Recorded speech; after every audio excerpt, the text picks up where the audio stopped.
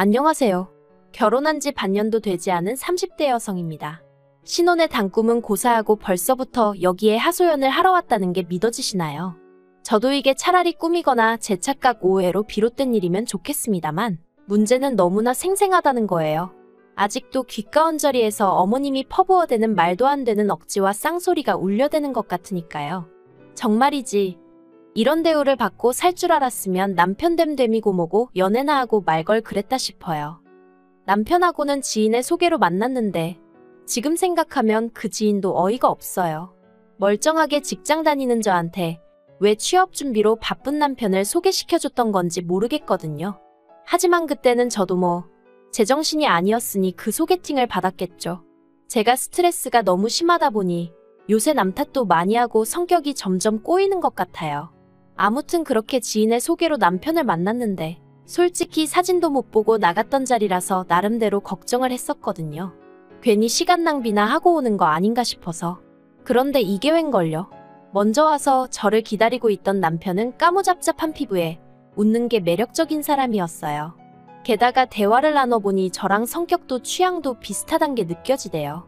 그래서 표현이 좀 유치하긴 한데 운명인가 하는 생각이 들더니 아니나 다를까 서로 알게 된 지 3주 만에 연인 사이가 되었답니다. 하지만 앞서 말한 대로 남편은 취업준비생이었고 저는 대기업에 다니고 있었어요. 그러니 경제력 부분에서 당연히 차이가 날 수밖에 없었죠. 그래서 괜히 부끄러운 마음에 어디 가서 말은 못했지만 제가 데이트 비용의 대부분을 부담하게 되었고요. 물론 저도 여잔데 친구들이 연애하며 소위 공주 대접받는 걸 보면 부러운 마음이 들기도 했어요. 하지만 그래도 그런 부러움보단 남편에 대한 사랑이라고 해야 할지 그게 더 컸던 모양이에요. 그리고 솔직히 저희 친정이 경제적으로 넉넉한 편이거든요. 어려서부터 금전적인 부분에선 부족함을 느껴본 적이 없을 정도니까요. 게다가 지금은 그렇지 않지만 직장 생활을 시작하고도 몇 년 동안은 친정 부모님이 매달 용돈을 따로 챙겨주셨으니 남편에게 그렇게 돈을 쓰면서도 어리석게도 아깝다는 생각은 못했답니다. 그러다 사귄 지 2년이 되어가던 무렵 마침내 남편이 취업을 했어요. 솔직히 제가 기대하던 수준의 회사는 아니었지만 그래도 오랫동안 마음고생을 하다 들어간 회사였기에 진심으로 축하해줬고요. 취업 축하 선물로 제가 양복도 맞춰주고 명품 신발도 해줬죠. 지금도 쓰면서 또 속에서 열불이 올라옵니다. 지금 만약 누가 저처럼 연애하겠다고 하면 도시락을 싸갖고 쫓아다니는 한이 있더라도 뜯어말릴 거예요. 하지만 그땐 아무도 저한테 그렇게까지 안 해도 된다고 말해주는 이가 없었네요. 아무튼 그래도 남편이 취업한 이후로는 데이트 비용을 서로 반반 정도로 부담하기 시작했어요.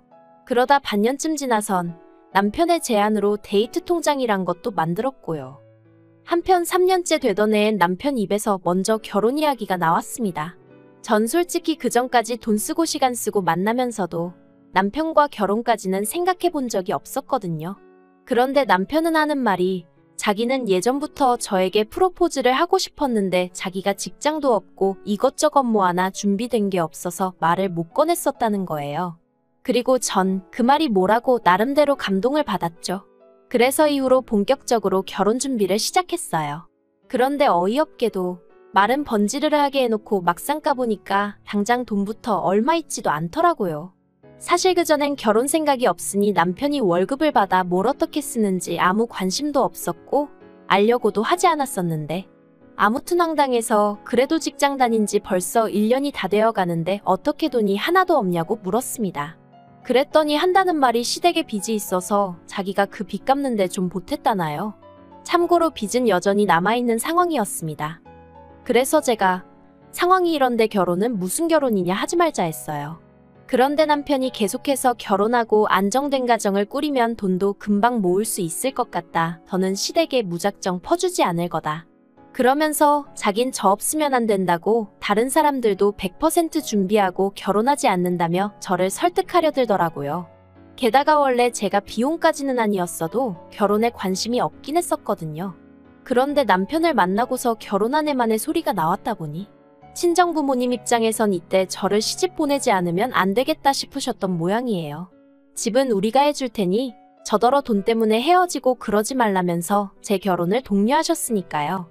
아무튼 그래서 남편하고 저하고 결국 결혼했습니다. 친정부모님께서 강남에 30평대 아파트를 해주겠다 하시는 걸 제가 부담스러워 싫다고 난리를 쳐서 제 회사랑 멀지 않은 곳에 위치한 20평대 구축 아파트로 들어갔어요. 그리고 이건 제가 대단한 효녀라서 그런 게 아니라 실은 남편의 부탁 때문이었습니다. 남편은 그래도 명색이 자기가 남잔데 자기 자존심이 어떻고 하면서 너무 큰 집은 안 받았으면 좋겠다고 했거든요. 게다가 이것도 지금 생각하니 엄청 찌질한 건데 저더러 한다는 말이 시부모님 앞에선 저희 둘이 대출받아서 산 집이라고 하면 안 되겠냐는 겁니다. 저희 집에서 집을 해주셨다고 하면 시부모님이 저보기 민망해하시고 쪽팔려 하실 것 같은데 아들로서 그 모습을 보는 게 괴로울 것 같다면서 말이죠. 그리고 전 어리석게도 그런가 싶어서 알겠다고 했어요. 그리고 실제로 어머님 아버님껜 집은 남편과 제가 대출받아 마련했고 둘이 여력이 없어서 예물예단은 생략하기로 했다고 했네요. 이때 어머님이 대놓고 못마땅한 티를 내시긴 했는데 솔직히 시댁 형편도 말이 아닌 상황에서 그런 어머님의 반응은 적잖이 당황스러울 뿐이었습니다. 그런데 문제는 남편과 제가 같이 산 집이라고 생각을 하셔서 그런 건지 어머님이 걸핏하면 저희 집에 오셨다는 거예요.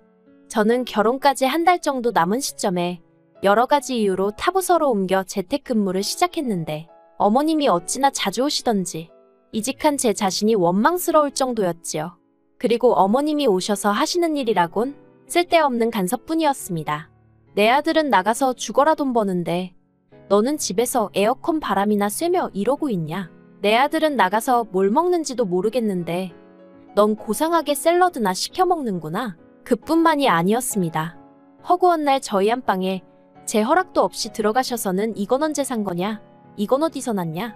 불쌍한 내 아들이 벌어오는 돈으로 이딴 거나 사 나르고 정신이 있냐 없냐? 환장할 노릇이었죠.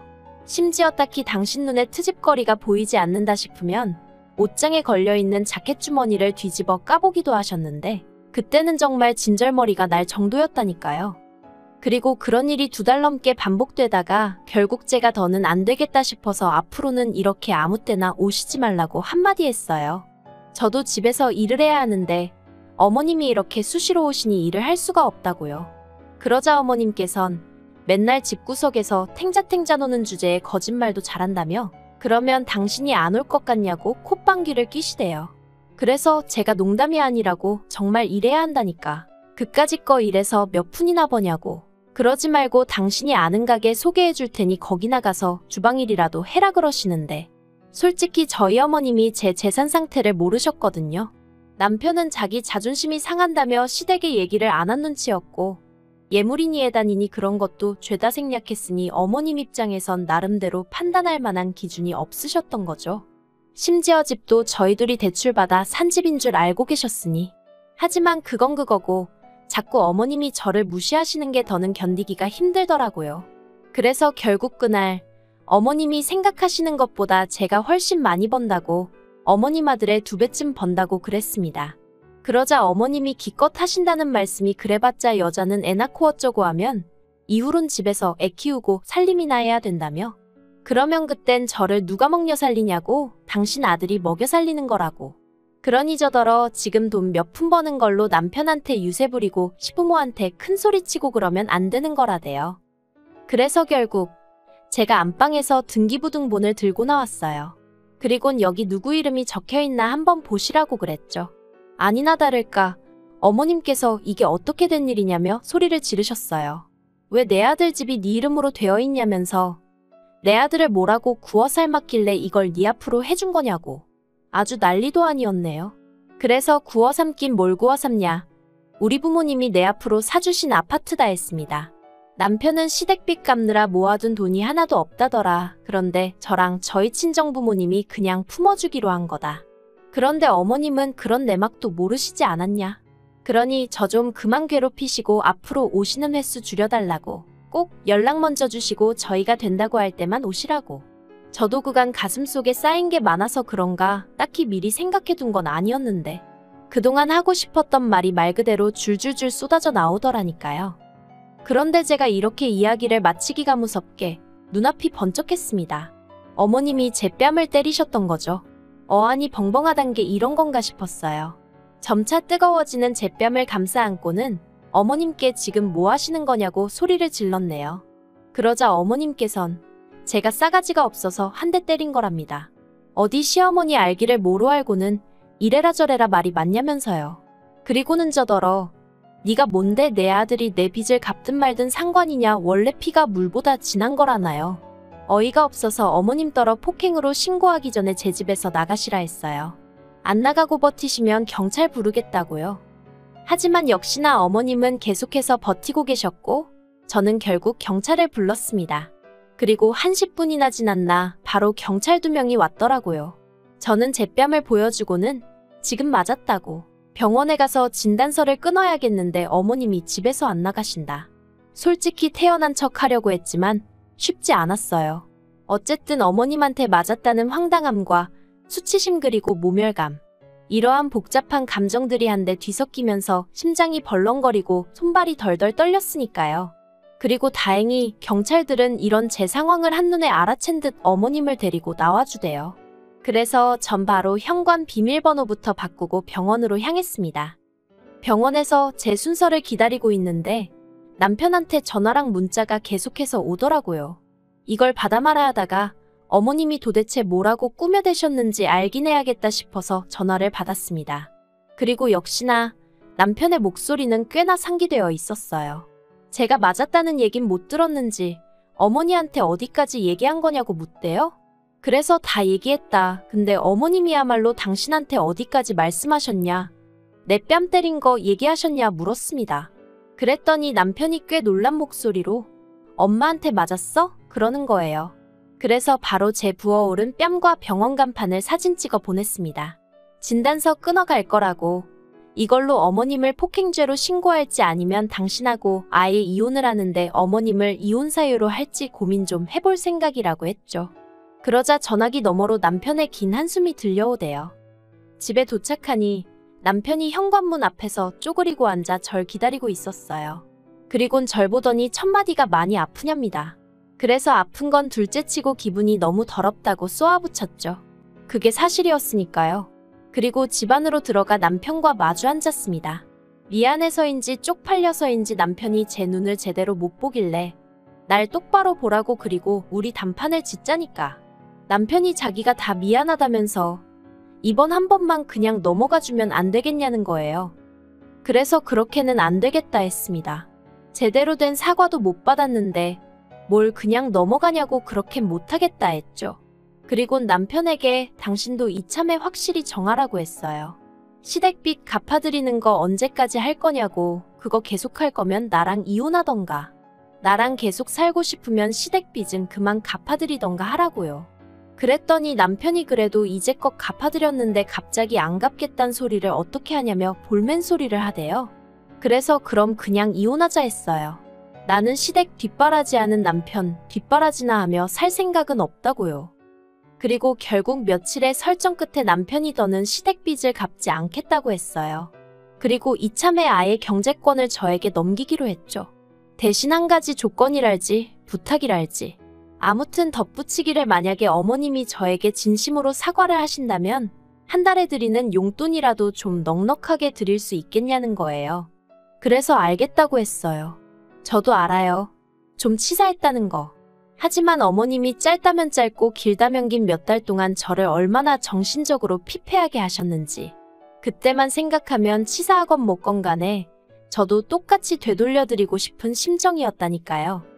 하지만 어머님은 끝끝내 저에게 사과를 하지 않으셨어요. 오히려 저 때문에 남편이 시댁빚을 안 갚아준다고 하는 거라며 저더러 남편 잡아먹을 X, 시부모 잡아먹을 X, 쌍욕을 퍼부으셨으니까요. 그리고 어머님이 저에게 그런 막말을 퍼부으시는 동안 남편도 옆에서 다 같이 듣고 있었거든요. 그러니 자기도 저한테 더는 가타부타 말을 못하더라고요.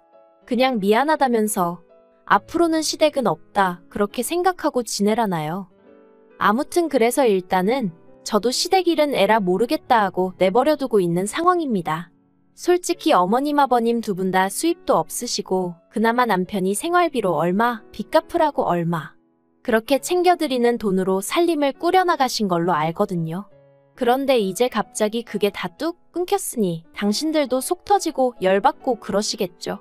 하지만 그렇다고 제가 이번에도 좋은 게 좋은 거다 하고 그냥 넘어가고 그럴 일은 결코 없을 겁니다. 원래 베푸는 것도 고마워할 줄 아는 사람한테 베푸는 거지. 이래도 불만 저래도 불만인 사람한테 제가 미쳤다고. 제가 무슨 자선사업가도 아니고. 그런 보람없는 일은 안 하려고요. 그리고 이러다 한 번만 더 어머님이 저한테 손대시면 그땐 남편 어머니고 뭐고 인정사정 없이 법대로 할 생각이에요. 분명히 말하지만 며느리는 어머님이 내킬 때 욕하고 손 나갈 때 맞아주고 하는 그런 하찮은 존재가 아닙니다. 그 점 분명히 알아두셨으면 좋겠네요.